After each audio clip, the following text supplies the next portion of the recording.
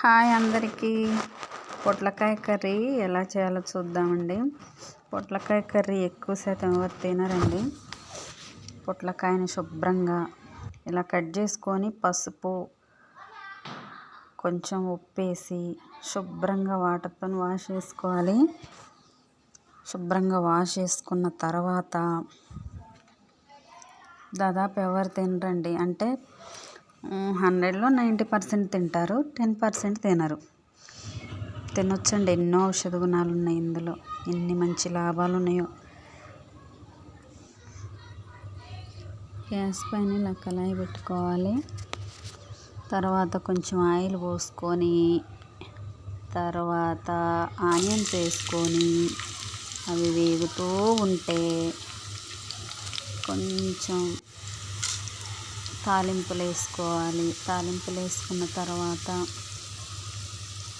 అవి వేగుతూ ఉంటే మరి ఎండుమిర్చి, కరివేపాకు, ఎండుమిర్చి కొంచెం వేగాలి. ఇలా తిప్పేసుకొని మరలా పచ్చిమిర్చి, కరివేపాకు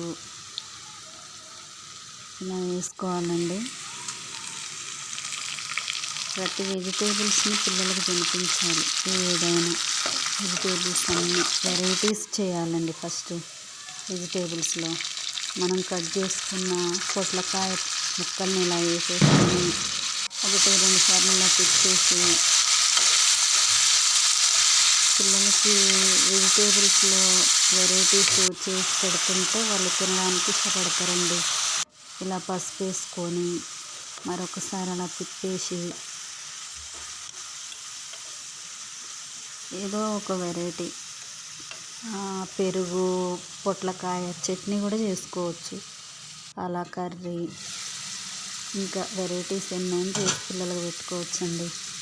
తర్వాత పసుపు వేసిన తర్వాత ఒక 5 minutes తర్వాత మగ్గిన తర్వాత ఇలా పాలు పోసుకోవాలండి. మిల్క్ పోసుకుంటే ఎంత టేస్ట్ వస్తుందో అండి పొట్లకాయ కర్రీ. ఇలా మిల్క్ పోసేసుకొని ఒకసారి తిప్పేసి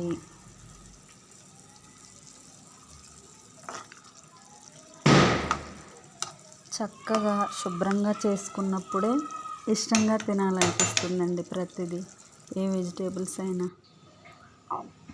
ఒక 5 minutes తర్వాత ఇలా మగ్గిపోతుందండి, మొత్తం మగ్గిపోతాయి.